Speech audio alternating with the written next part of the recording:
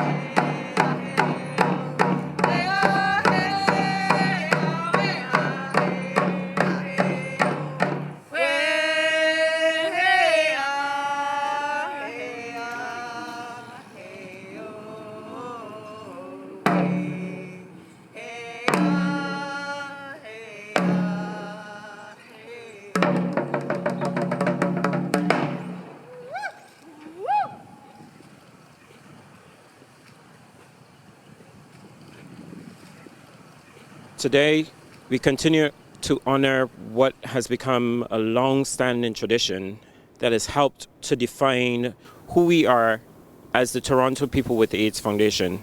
Why do we have these two black roses prominently placed in the front, and why are members of our extended PWA family laying the carnation?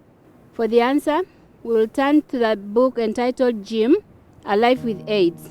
This book is a biography of Jim St. James written by June Carlwood, the founder of Casey House. Jim was one of the founders of PWA, and June's word about Jim's life chronicles the early history of PWA through Jim's eyes. We now read from page 293.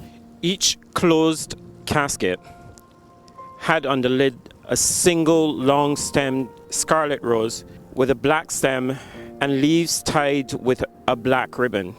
In the beginning, the foundation had always sent bouquets to funerals of people who had died of AIDS, but that had become too costly. There were so many funerals, Jim thought of economizing with a single rose dipped in black except for the petals. The flowers from the PWA Foundation came to be known as the Black Rose. Over the years, we have complemented that strong symbolism of the black rose with the more cost-effective carnation. As we observe the laying of the carnations, we remember our loved ones, daughters, mothers, lovers, fathers, children, sons, cousins who are no longer with us because of AIDS. Every year, the black rose and the red carnations stay here at the memorial all through winter and spring until they are cleared in the summer for the annual AIDS vigil that is held in June. You're always in our hearts.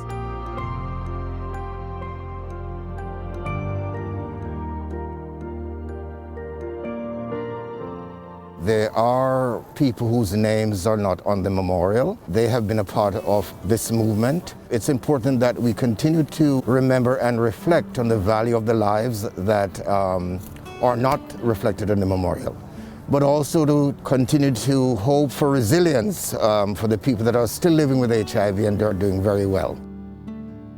This place is very important for me because I was here when it was built, and it's been growing and growing, and it's just a place for hope and to keep fighting the fight for all of us, the ones that are here living with HIV and AIDS and the ones that are gone. Behind me is the name of my friend who was an activist back in the 80s that allowed media into his house and was a spokesperson for Casey House. And I had the fortune of being able to meet him, and I was newly diagnosed, and he encouraged my heart and got me involved. So I wouldn't be in the agency doing the work that I am doing today without people like him. Diciembre 1 para mí es muy importante porque yo he tenido muchos amigos que han muerto de SIDA. Es una fecha que ha marcado mucho mi corazón y que he estado trabajando fuertemente desde que llegué a Canadá para combatir el estigma y sobre todo combatir el estigma de aquí hasta México y hacerles entender a todos los latinos que esto nos afecta a todos.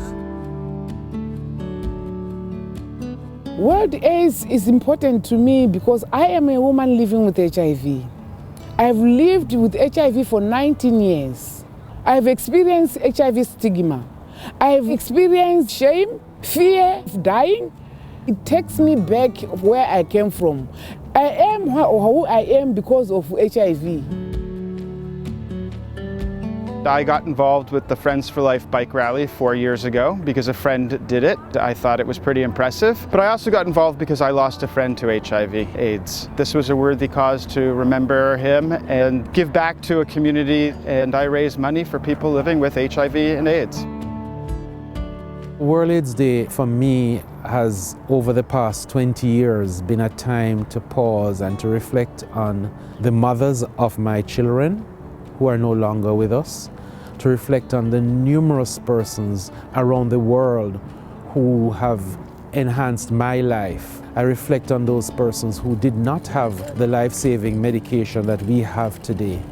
I reflect on those people who, because of the different phobias, their lives were cut short. I reflect on persons whose governments criminalized them because of their status. It's a time that's laden with so much personal reflection. As I do that, it's with mixed feelings because I know we have come a long way, but I'm mindful that we have a longer way to go because this is not yet over.